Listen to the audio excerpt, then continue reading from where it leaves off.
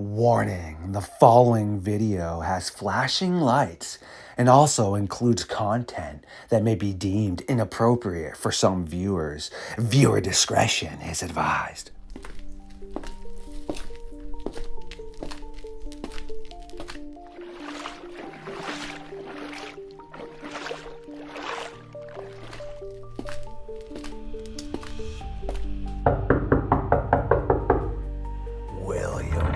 Again, you have found your way into the darkness of the fox den so that we can again go dogman hunting here on Midnight Lycanthropy.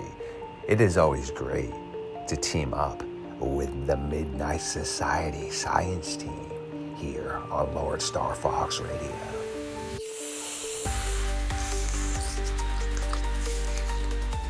Absolutely delicious.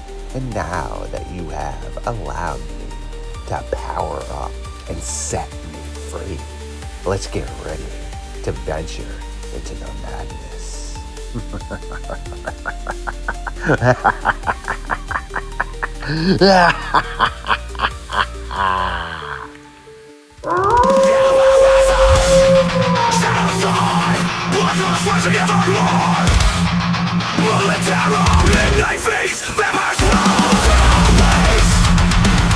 Stood up. I said, oh my god, it's a werewolf. And everybody in the car freaked out.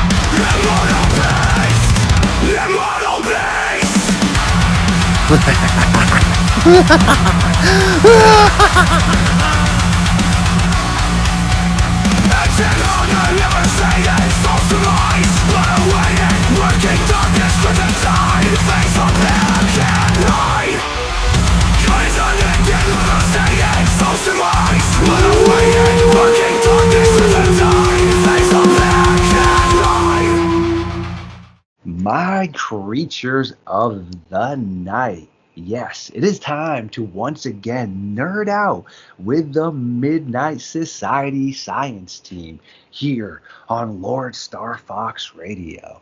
William White, who is a bi-weekly host, so yes, you should be very familiar with him by now, is again sitting around the fire and waiting for us so that we can burn the timber into the early hours of the morning on Midnight Lycanthropy. And Mr. White, my friend, how the heck are you doing?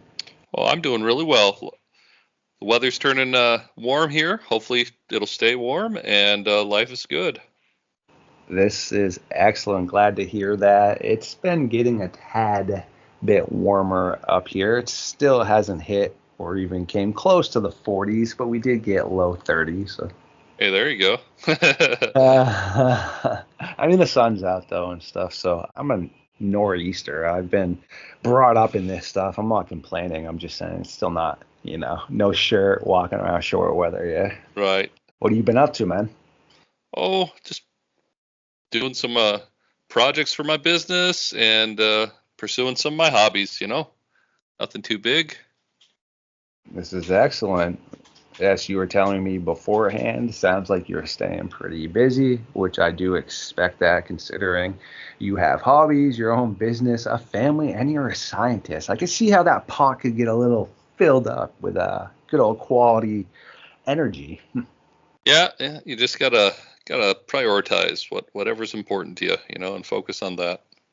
Yes, no, very true. Even though I'm always so busy, I say the same stuff when people are like, oh, no worries. It's like, hey, I got time no matter what for things that of our relevance, but also I don't have a lot of time really to waste. Like I had mentioned to you earlier, I wouldn't say at the end it was a waste of time because I found out imperative information, yet the 6 hours of chat boxing was a big time consumption. Yeah, I've heard from other creators that getting through to YouTube to try to contest, temporary bans and strikes and stuff like that is just a nightmare. So yeah, it's a problem that pretty much everyone deals with.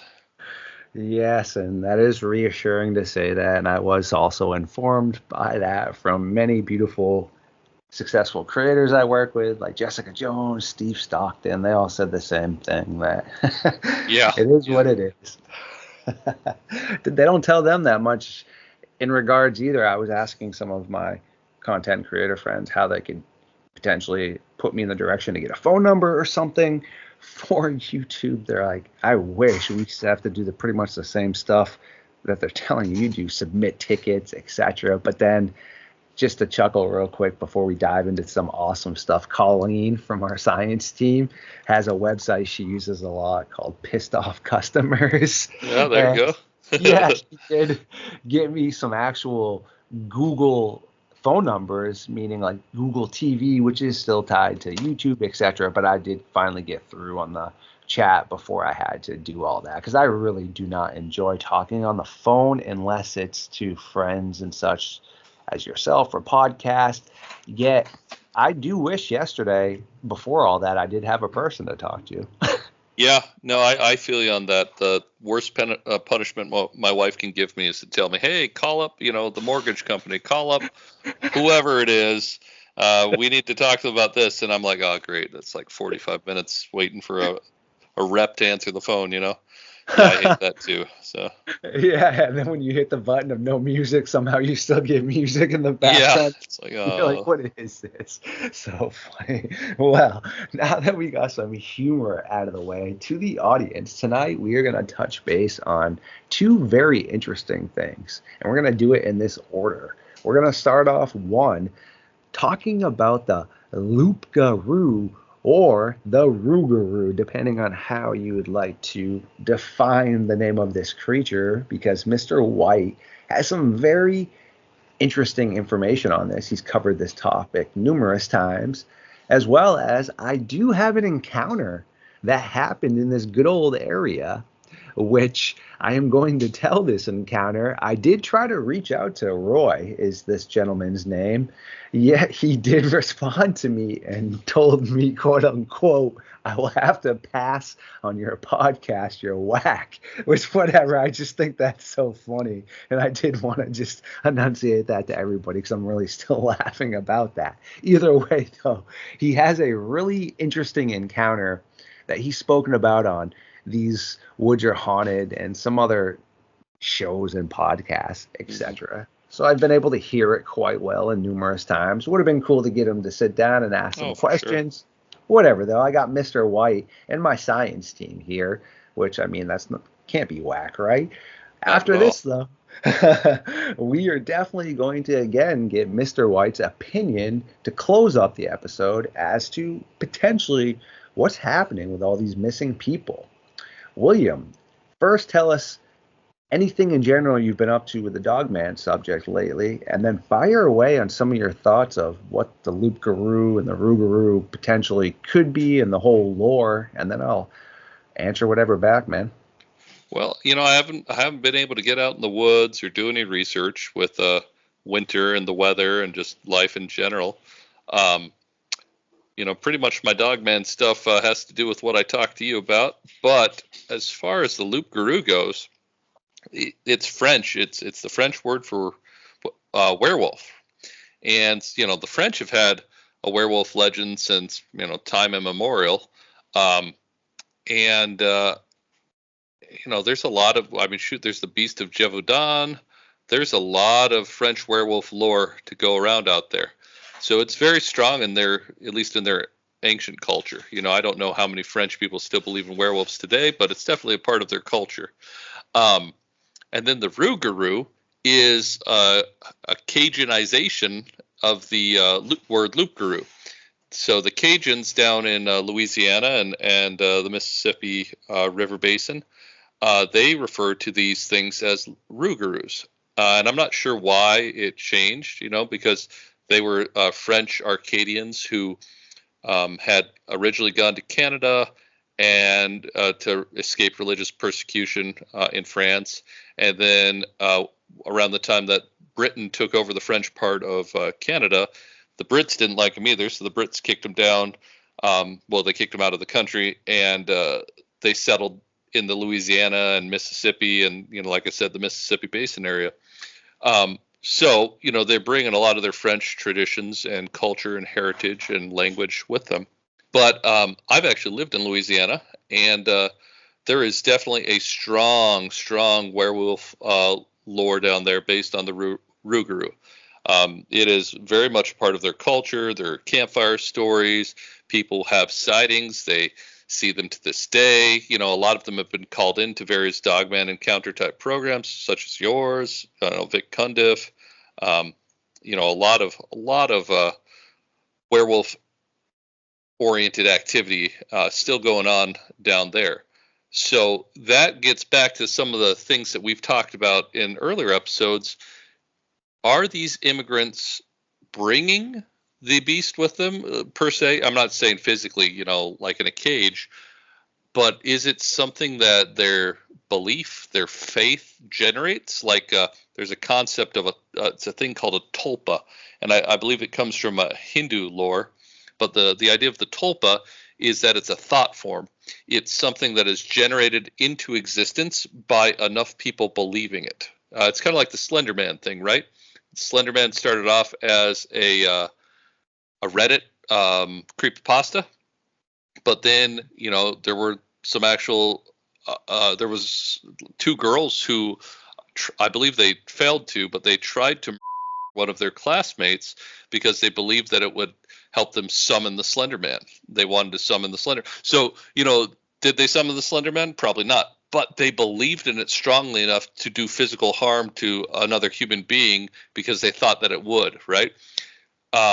So, like with the Amish, the Pennsylvania Dutch in Pennsylvania that we spoke about several months ago, are these traditions kind of being brought psychically, as it were, through the psyche of the people because they believe in them so much? Is it like some sort of a curse that follows them around, like a genetic curse? In the Bible and other ancient texts, you hear about people being blessed by God for generations or cursed by God for generations. What? I don't know, but I do know that people down there definitely do believe in the Rougarou, take it seriously. They get creeped out when they hear other people have encountered it. It's not something that they dismiss necessarily. And some of these encounters have been pretty in your face, and some of the more violent, if you will. I don't know of anyone necessarily who's been harmed by one of these things down there, but definitely a very aggressive version of the werewolf or dogman phenomenon for sure. Wow. Brilliant, mind-blowing stuff right there. I had heard, I wouldn't say a majority of that, maybe a little bit less than half. Yeah, it's always great to hear information and then reiterate it in your brain and then obviously get all that nice new stuff right there. I'm French, and it would be cool to potentially talk to maybe some of my really French side of my family. Yeah, unfortunately, I'm tight with my uncle. That's pretty much about it. My little brother's side is the side I kind of always roll with. I do know the Thibodeau side, the Frenchie. He's my grandfather, so my uncle's father came from France. Uh-huh. Yeah, so old school Frenchie. And they also lived near Orono, Maine, up in this town called Old Town, which is a really small little town that is old school, obviously, hence the name. French derived a little kind of community. If I had really dove into this seriously like I do now, it would be interesting potentially to present some sort of questioning to see what they feel about that, because they're old school. Yeah. French. Yeah. Yeah, I mean, especially like the more country folk type of people, who maybe haven't lost some of their traditions and superstitions. Yeah, it'd be great to talk to some of them about it for sure. Right. Very interesting. I do know, I don't know if you've ever checked it out. It is super cool, though. Troy Landry's his name. Swamp People. I'm not down necessarily with I'm familiar with him, yeah. Per se. Yeah, are always doing, because, I'm just I love everything. Whatever. It is what it is. I understand, the alligator hunting, whatever. It's part of their existence. Either way, though, he has a spin-off kind of where they go and deal with cryptid, potentially paranormal things. He has an episode where he goes to speak to somebody that claims that they saw the Rougarou. He goes to some of the area pretty deep into the swamp. Again, he's from Louisiana. I don't know the exact location, yet I do know, unless he's, prefabricating, which, hey, people on TV can. He claims his whole life. Anything for views, right? Yeah, and his families have grown up in the swamp or the bayou, more or less.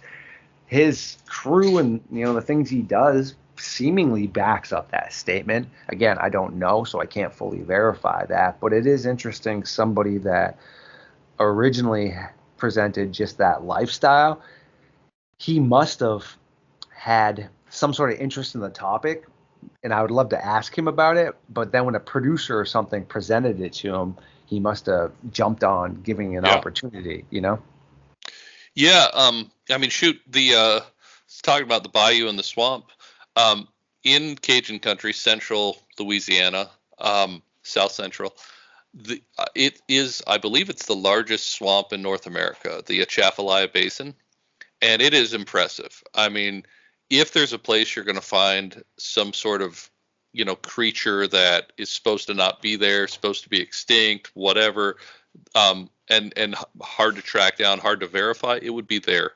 It is massive. It is wild, beautiful. I mean, there's a lot of places to hide. So, outside of like some of the more remote areas of the Rocky Mountains, I'd place my money on a area like, the Atchafalaya Basin, hiding, cryptids, hiding thunderbirds, hiding, whatever, because it is just so. I mean, it's between two big cities. It's between Lafayette and Baton Rouge, the capital of Louisiana, but there isn't much in it, So it's a cool place, and definitely a creepy place, and like I said, Lafayette's a pretty big city. I think it's at least 100,000 people. And I know that one of the more well-known werewolf stories came from a bayou, I think near St. Martin. And St. Martin's maybe about a 20-minute drive from Lafayette, if I remember correctly. So, just because it's near a population area, you get out away from population very quick out there. It's not like here in the Midwest where, I live near Cincinnati, and then if I want to drive to Columbus, I drive by, multiple medium-sized cities and multiple small towns in the suburbs and really never get away from people, right? Basically there, once you get outside of the town or the city, it is, sugarcane fields, tobacco fields, swamps, and forests. That's what it's like. So. Dang. It would make sense. Yeah, it's unfortunately always flooding too, because it's below the water level. So it's a ton of wetland, more or less, as well. Like you said, swamps and bayous. When you were talking about like the power up, more or less the believing, again, just because I'm such a nerd, I don't even like slashers, but obviously, of course, one of the girls I was dating at the time was like, oh, you have to watch the Freddy vs. Jason movie. And I was like, okay, sure. It just reminds me of that, though, how Freddy couldn't come back, right? Because he had no power. So he had to make them believe and think it was him that was doing all this. And then he had to bring on Jason.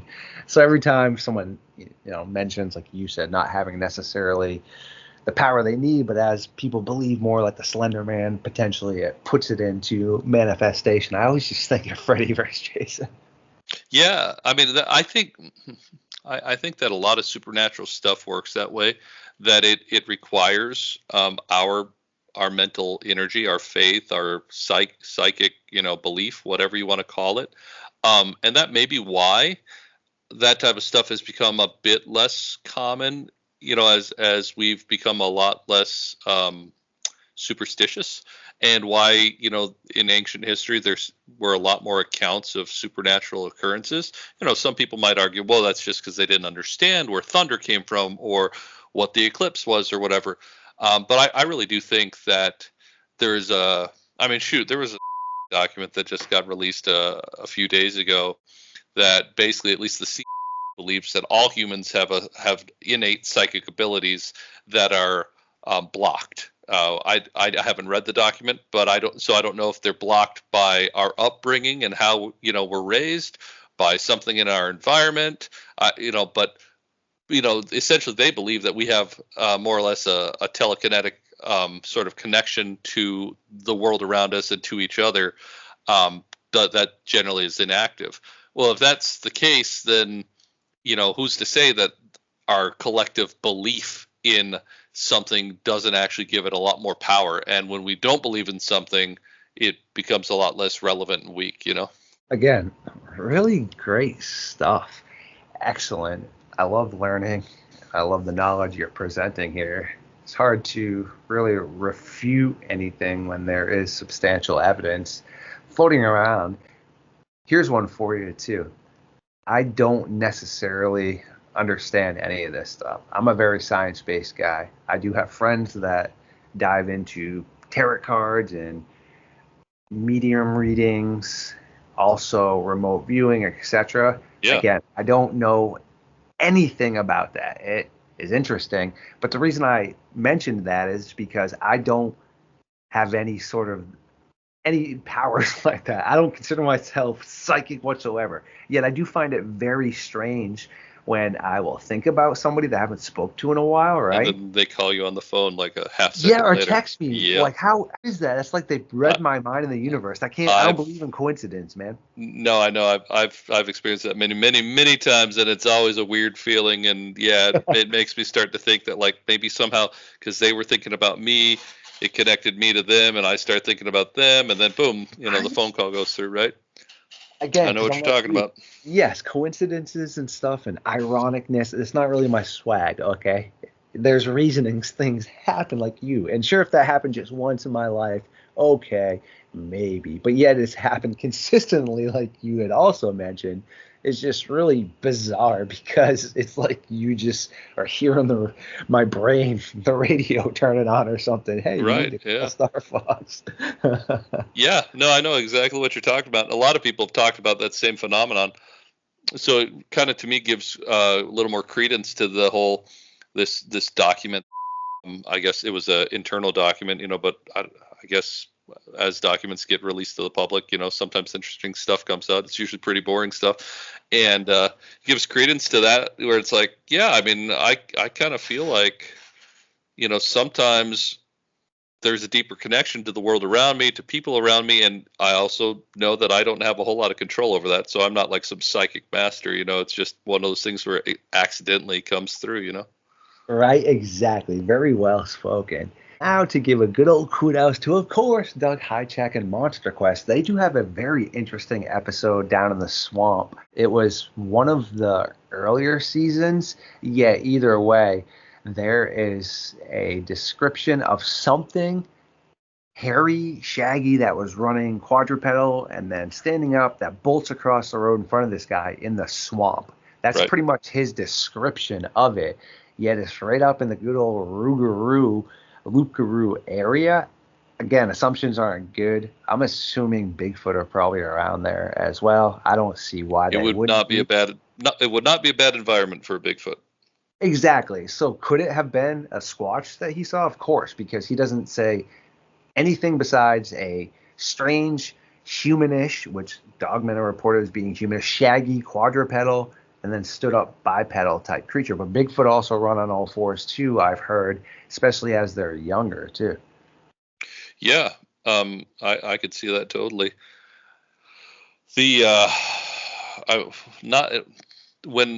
When I lived there, we went down to the beach, and the beach is kind of a long drive away from where we lived. We lived in Lafayette. So the beach is about an hour and a half away, and you drive through just these trackless salt marshes, and literally, like I said, no small towns. It's just a highway to nowhere until you hit like the beach area, and then there's a little more development.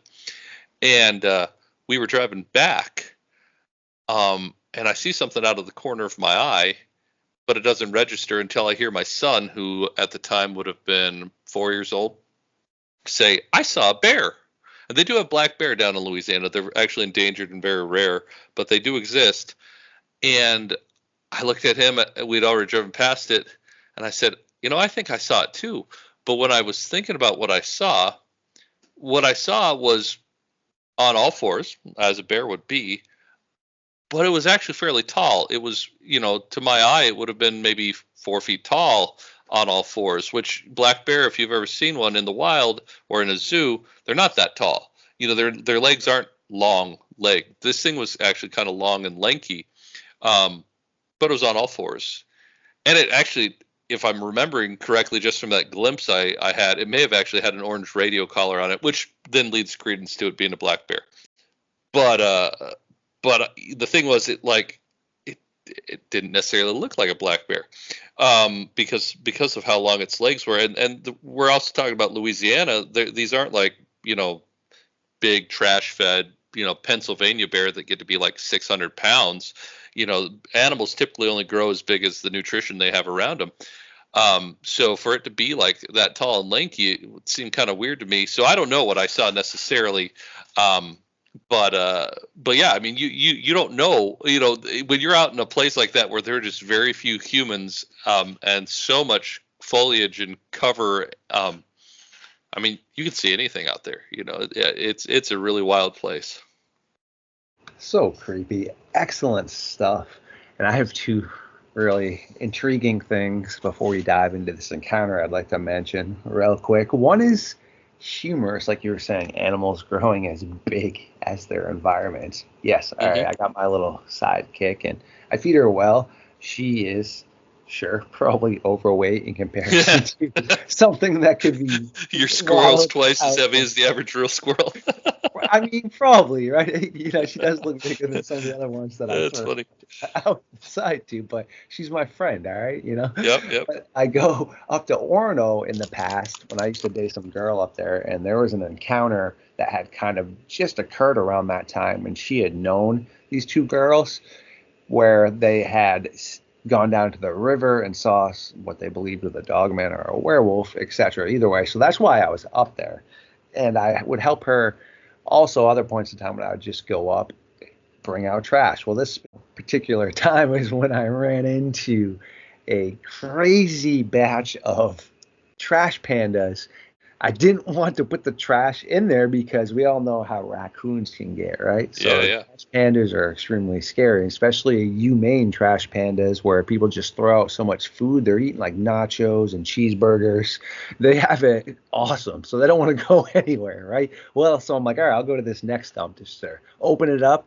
Dude, there was this gigantic squirrel that was the most unpleasant squirrel I'd ever seen. I don't know, he or she didn't like me or people, seemingly was eating a nice old breakfast sandwich. Damn, all right, I'm not putting the trash in here either.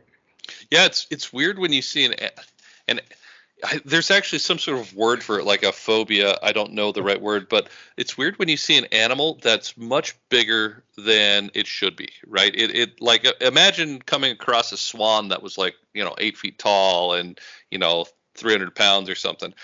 To me, that, even though it's a swan, that would actually probably fill me with more terror than seeing like a normal sized brown bear in the woods, right? It's like it doesn't belong there. It's not right, Yeah, that is a weird thing. Now, of course, this is exactly how big it was supposed to be, but I was hunting in Idaho when I was in college, and we were down in these river bottoms, these lowlands, and we were looking for deer. And we didn't actually find any deer, but we came across a female moose, and that was my first time seeing a female moose up close and personal. No, I'd seen one when I was 14, but didn't get as good a look at it. Anyway, and this thing, it filled me with, I don't want to say dread, I would say awe. Like, it was just so big, so much bigger than any animal I had ever seen in the wild, really. It kind of gave me this feeling like I was in the Ice Age, with megafauna. I mean, it was just, they are just such huge animals, right? And so, yeah, you see some, bigger than average, like, imagine the squirrel's like 2 feet long instead of, 1 foot long nose to tail. I mean, that's got to be kind of freaky, or some giant New York sewer rat or something. That's got to be kind of freaky, So, yeah, I get that totally. Funny you just said the whole sewer rat. People don't even realize when I spent time down in Boston, All right, a lot of times people are calling it mice. Look at that rat. That's a mouse, dude. You want to Hmm. see a rat? Go check out, yes, a sewer rat in Boston or New York. You can actually Google it where people are holding them up. They are disgustingly Oh huge. yeah, I've And seen some pictures of them that are just like makes me. I don't know enough about rats, but are they like lizards where they don't stop growing? It's like how do they get so big just from all that food or what? I don't get it. it's so scary. Yes, exactly. Here's something else too I wanted to get your opinion on. I had heard this before. I didn't put any thought into it until recently when I understood the depiction and how the giant sloths look. And Yeah, also, they fall again into the 10,000, 11,000, 12,000 year range, like the short-faced cave bear, the right. Dinopithecus, the Pteropithecus, the Gigantopithecus, the cave hyenas. All these things still supposedly were kicking around at this point in time. That is just a spitball on the wall. Again, why is it all of those are just thrown at the wall like this? I think 11,000 years ago, the dire wolves disappeared. All right, the reason I'm mentioning this is Ryan Tremblay, who's also a good buddy of mine and part of our science team, he's our official cryptozoologist, made some very valid points about how when Linda first started covering this topic, the Dogman was reported to be, the beast of prey road, we'll say 5 to 6 feet tall, etc. Right? And then all of a sudden, people started seeing what they claimed 12, 14-foot tall Dogman. All Right. right. Well, why did this all of a sudden happen? Is his proposed question. I did not have an answer, and I'm still not saying this is an answer. Yet this just went boom, boom, boom, boom in my brain. When this giant sloth would stand up, 20 feet tall. Okay, that is one big trucker. Yeah, Also, that's crazy. they had huge, long fangs, crazy looking claws that would hang down on like hands almost. Right. Apparently there is some fossil records showing that we had clashes with each other and they were omnivorous. They would also consume meat. We're pretty small compared to 20 feet tall. That's probably like just eating an ant, right? Or like a fish, how we would, more or For less. sure. Sure, it's not going to move really fast. That's not going to describe why some of these things are fast. But could this describe potentially why someone could have saw a what they thought was a dogman that was like 16, 17 feet tall if this thing did stand up and just looked at them through the brush? I don't know. I know that there have been some sightings of giant ground sloths in South America. The Amazon's a great place, and the Pantanal, one of the world's biggest swamp, I believe. Great places for things like that to hide and not get encountered too often. I have heard of people in North America, especially in the areas like Arkansas, which are still very wild and have lots and lots of wilderness that are not cut by roads and don't have a lot of towns, people in them. Um, yeah, I've heard of people encountering what they think are giant ground sloths. The other thing, as far as the predator thing, even horses and deer will eat animals if they're low on protein, right? So if you're a horse and your body's telling you, hey, you need more protein, you're not getting enough protein, uh, you might stomp on a snake on the ground and then eat it, or Mm-hmm. munch a bird that's sitting on a fence post. People have seen this happen. It's a real phenomenon. So yeah, maybe if you're a giant ground sloth, you don't normally eat meat, but maybe you're a little low on protein. You're a pregnant female. You need a little extra protein to feed the fetus. Maybe a slow moving human is a easy source of that. I don't know. Just really interesting because they also supposedly walked on the palms. I mean, sorry, the balls, like their hands kind of Hmm. would bunch up a little bit. And then you have some of those strange footprints where why could it have 5 pads potentially? Well, what if it's walking on the knuckles of its hand? Very bizarre, man. Yeah. Yeah, I mean, it would. I think most people would not know how to describe something like that if they came across it. Today they wouldn't have the idea. Oh yeah, that's a giant ground sloth. They'd try to label it as something that they're a little more familiar with, even if it's from, superstitions and horror stories like a werewolf, or a Bigfoot. So Very well I'm stated. not saying that Bigfoot and Dogman are all giant ground sloths. Absolutely not. But it is No. absolutely something that could be in the mix. Very well stated, and I couldn't agree more, which is why I wanted to present it to you. It's one of those things, the light bulb went off, or as my uncle says, yeah, the good old hamster cage was churning pretty late for you last night, wasn't it? Yeah. I was like, yeah, you know how it is. And I can verify what you had just stated as well, meaning I've seen some of the neighborhood squirrels before eating bird eggs. Yeah. Also, one time, I don't enjoy doing this, but again, I've tried to set mice free. They always come back. If they found their way in once they get into your house, you can't have mice around. Unfortunately, No. before I put a mouse trap outside after a mouse was on it, remove the mouse, I go back to doing what I'm doing, come back to get some nuts for some of the crows and the squirrels, and one of the squirrels is eating the mouse. And blood all over his face. There you So go, like, man. yo, vampire. Yes. Yeah, he just needed a protein snack, and the mouse was easy pickings. Exactly. For the most part, squirrels eat mushrooms, little worms, insects, and nuts, like you said. But again, there's plenty of different presentations where people can look it up. Like I said, they'll eat small birds in the nest and Sure. some eggs. Exactly. Yeah. It's people like to think of things as all or nothing, herbivore, carnivore. It's like, no, dude, we feed our dogs dog food. If you look at the ingredients, it's like mostly grain, Hmm. and dogs and cats in the wild will eat plants on occasion, especially if they need some roughage, maybe they're a little stuffed up and plugged up, they've got the instinct to eat grass. And Yep. yeah, it's absolutely possible.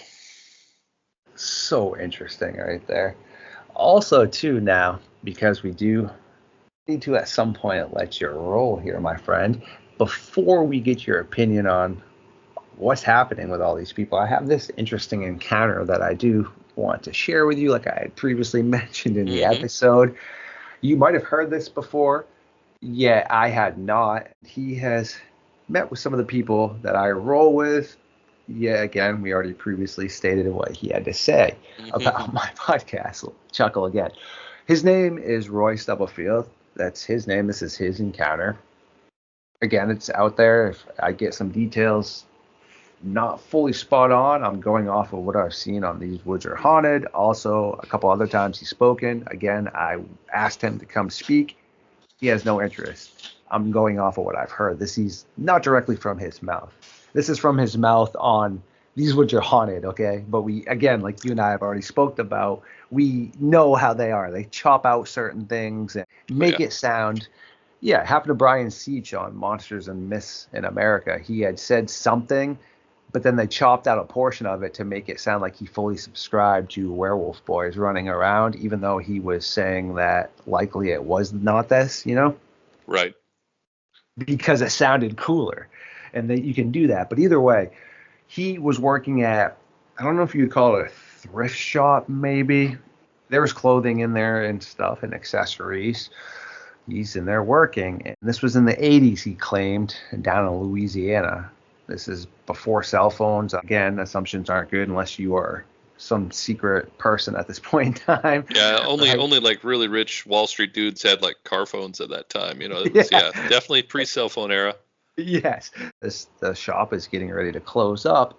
This attractive but mysterious woman comes in and starts kind of frolicking around looking for clothing, maybe, and just doing what women do in clothing and accessory stores. He goes up to make conversation because he said that this happens a lot. Attractive women would come in, he'd get to talk to them, one of the perks of the job, whatever. Yep. She then, reciprocates. He asks if she'd like to hang out later. She's like, yeah, but my mom doesn't want boys over to the house. Roy claims this is the 80s. This isn't too far fetched, assuming that things were a little bit different back then in comparison to now. Strange boy coming over. Sure, your parents might not want them over. Either way, she then presents to him, why don't you meet me at this park near my house around this time frame? According again, Roy hops in his car, drives to New Orleans around this area. He ends up finding the park and waiting. Some guy shows up, asks him if he wants to play basketball. He explains he's waiting for this woman. Guy starts playing basketball. Time keeps going. Roy realizes, he gets that feeling, I've been stood up, because she's Mm-hmm. nowhere to be found. Some other dudes show up as it starts to become night. All the lights kick right up on. Ask him, hey, you want to play basketball now? There's three of them. He'd be the fourth. So sure, he jumps in. They end up playing basketball for a few hours. According to Roy in this area, the lights just immediately kick off at a certain time. I don't know the exact time he said, but it just goes boo. They all power off, and now it's jet black. Well, they are heading back towards his car, but also where they can grab some beer because the rest of the guys wanted to get some beer. And they're going down this old railroad track system. One of the guys all of a sudden screams, and then Roy claims he hears gravel shuffling and turns around because he was the closest one to this individual that was the last one behind them, because he had forgotten something, so he had to go back and get it. As Roy runs forward, I don't know if you can say buddy because he's just met these guys, whatever, this dude's sitting on the ground screaming and looking up, and now is silent, though, at this strange, huge, 8 to 10 foot tall is what Roy said, female looking werewolf-like thing, and it had breasts, etc., and the female parts. He said that the other two guys at this point in time had come running up. One of them pulled out a sidearm, so did the other one, but then the other guy just shot immediately. They don't know, and Roy doesn't know if it hit this wolf woman or dog woman, etc. Yet she then fell back, and not physically fell, but stepped back or disappeared into the shadows and then ran off. They all bolted towards their car. Roy flew home. Following night, he went into work, and according to him, his boss picked up that he was a little bit disturbed. He then explained what had gone on. She was like, oh, you saw the Loup-Garou or the Rougarou. Mm-hmm. That is pretty much all I can verify, and I can't even verify any of that. I can just verify it's on These Woods Are Haunted and a few other episodes. Like I said, I had some questions I did want to potentially ask him, but I cannot. So what do you think about all this? Because, again, it's just one person's perspective, though. None of the other people spoke. Yeah, I mean, that's a interesting story. I think the most interesting part is that he could identify that it was female, because you don't typically get that in the Dogman descriptions, right? Sometimes you'll hear someone say, "Oh, it was male," because like on a dog, they could tell that it had the right parts. But if you look at a female dog, unless it's pregnant, there's usually nothing that obviously shows that it's female, right? So mammary glands. I'm assuming they were probably more in the chest location, like on a hominid instead of like a canid. What the description sounded like, yes. Which then leads you to think, well, then this is more of like a werewolf being, like a shapeshifter, not necessarily, what a lot of us have considered the Dogman to be, which is just that it is the Dogman. It's always the Dogman. But, like I said, in Cajun lore, in French lore, werewolves are shapeshifters. They're not just wild beasts that always live in the woods. They're cursed by God or the devil or whatever, and they, every now and then turn into their wolf form. So if we're talking about some sort of a ethnic legend that is kind of brought into reality by the collective consciousness of the people who live in the area, I guess that's plausible. If we want to go with that. That's definitely interesting. The most believable part of that story, though, is the guy having a gun on him and shooting at it because, it's Louisiana, so that actually is quite believable. Yeah, it's so funny you said that, because that's the first thing I thought of, too. It's like, oh, crap, they all are loaded up and all, Yeah, because, concealed carry wasn't... Yeah, concealed carry wasn't really a thing in the 80s. I think Florida was the first state to really legalize it. And I'm not sure what year that was, but in Louisiana, I don't think it would have been legal to be walking around with a gun on you, but it's believable. So I know, so creepy. On this final little sauce on the top of messed up nightmare fuel, you probably are very well aware of these stats, and I've said them before here on Midnight Lycanthropy. I'm going to say them again real quick because we are going to ask William's opinion as we wrap up this episode. In Alaska, not just the Alaska Triangle, all of Alaska, when the last census that did present this information I believe it was like 4 or 5 years ago. It might even have been a little bit further back. Either way, there were 738,000 people that were living in Alaska. That's really not that much. No, it's Well, a low populated state. Yeah. yes. And then in the past 20 years, 60,000 people have been Wow. reported missing. Keep in mind, though, obviously some people could want to go missing, Oh yeah, yeah, absolutely. So yes, we can't just, that's not the whole reason that, oh my, something's taken that. That is the number that has been verified. Okay, that's just Alaska. Now we come here to the more populated parts of the United States. Every year in our national forests, anywhere from 1,100 to 2,400 people go missing. All right, Yep. 5% are never found. That is still a daunting number, but that does not even come close to the Alaska number. No, that's wild. I had not heard that of Alaska. Yes, which is why I wanted to get your thoughts on this real quick. There is actually a great show, The Alaska Triangle, Missing in Alaska, and things like that, which talk really about, yes, the topic I just mentioned to you, and they really show you some daunting, terrifying statistics. What, in your eyes, is happening here? Obviously, sum it up, because we could talk a full episode. Oh, sure. What is happening with these people? Yeah, I mean, one of the topics I've always liked listening to and learning about is the Missing 411 from David Paulides, which talks a lot about, these people who go missing in national parks and no trace is ever found of them, or sometimes their bodies or clothing are found in an area that's been searched 10 times, so it wasn't there initially, and then it pops up, a few days later, which is really weird. There's a lot of weirdness that goes on with those things. But that number in Alaska, I mean, shoot, that's like, close to 10% of that population. That is crazy. Now, the one thing about Alaska is it is the biggest state. It's more than 2 times as big as Texas. So there's a lot of land, and most of it is unpopulated. So, there's a lot of places for people to disappear and never be found. Yes, I was just going to say that. There's a lot of ways to get lost, yes. Yeah, especially if you don't want to be found. Like, suppose these are like people running from the law, running from their personal problems, whatever. Exactly. You got to figure that some of those missing are included in that group, but not all of them, certainly not all of them. It's also a great place if you were to, say, dump a body and never have it be found. I mean, there's all sorts of predators, bears and wolves and other things that would, probably quickly dispose of a body if you dumped it far enough away that it wasn't found. So that's probably a one part of it.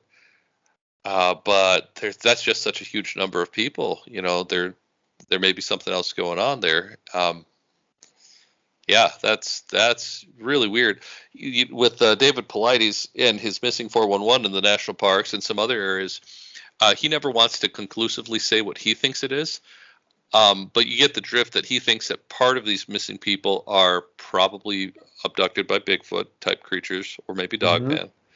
And it seems like he may believe in, what are called the Fae, like fairy folk. And people being, maybe brought into other dimensions through, portals or whatever. But he never goes out and completely says it. And who knows, maybe Alaska being so low populated and such new frontier even to this day, maybe there's just more of that activity out there than in more settled parts of the country, I don't know. That's really, really strange. Excellent stuff as we are tying this up, which again, brilliant minds spew out excellent stuff. I do appreciate all that right there. It just makes a ton of sense. My final thought is, end statement I should say, is yes, I do believe in extraterrestrial life. I always have. Come on now, humans are not the best in the universe. We've already found extraterrestrial life. If you really understand what microbacteria are out in the universe, that is extraterrestrial. I believe there are very superior and super smart beings. The reason I just say that is I personally am not one to really subscribe into why an advanced technology-based extraterrestrial culture would want to come down here for any purpose. We've destroyed Earth pretty much, meaning we don't have many nutrients left. We can barely feed ourselves. Why would they want to come down here and then just shove things up people's behinds, etc.? What is this, an Aqua Teen Hunger Force episode, etc.? I just don't see the purpose of that. Well, one of the old theories, it's way older than me. It's from like the early days of Christianity. There's a breakoff sect of early Christians called Gnostics, and they believed that there are these beings that outside of like angels and demons and gods and whatever, but beings called archons. And these archons are extra dimensional beings, and that they feed off of our strong emotions. And one of our strongest emotions would be fear. Yep. And that could explain some of like the shadow men, experiences that millions of people have, where they wake up in sleep paralysis and see a shadow man in the corner of their room with glowing red eyes, and are terrified, but nothing bad ever really happens from it. But, think Monsters Inc., right? Where they're like fueling up their little bottles of fear or whatever to power their civilization. Monsters, Nickelodeon was like that too. Yeah. So that's not an idea that, the creators of that movie came up with. They borrowed the idea from the Gnostic beliefs. So, if you want a reason for these entities to be interested in humans, it could just be that we have very delicious emotions that they can feed off of. But then we're talking once again about more extracorporeal, multidimensional beings that aren't really, necessarily flesh and blood and live in the same way that we live, where we, are definitely trapped in these meat bodies, and have the needs of our bodies, water and food and sleep and all that stuff.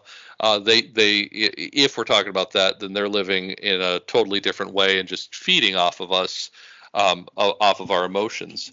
So, that's one explanation for why some super intelligent, super advanced group of beings would care about us silly little monkeys here on Earth, And I don't mean care in a good way. I mean take advantage of us, That all would make a ton of sense then. Nicely spoken as well, my friend. Well, is there anything else you would like to touch base on tonight before we let you get a boogie in? No, we covered a broad range of topics, had a good discussion. I'm happy with it.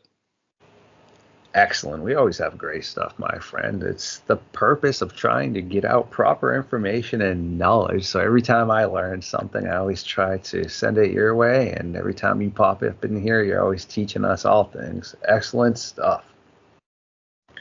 Well, to the audience, as previously mentioned, William is a really busy guy. He will be back, though, in a few weeks, and you can always check out our previous episodes in the good old playlist section. Also, be on the watch out for new content we will have churning out here in the future. Until then, though, this is the conclusion of the meeting for the Midnight Society in the early hours of the morning. Thanks for hanging out with us tonight, man. Oh, you're welcome. Always enjoy it. Yeah, those are fun topics.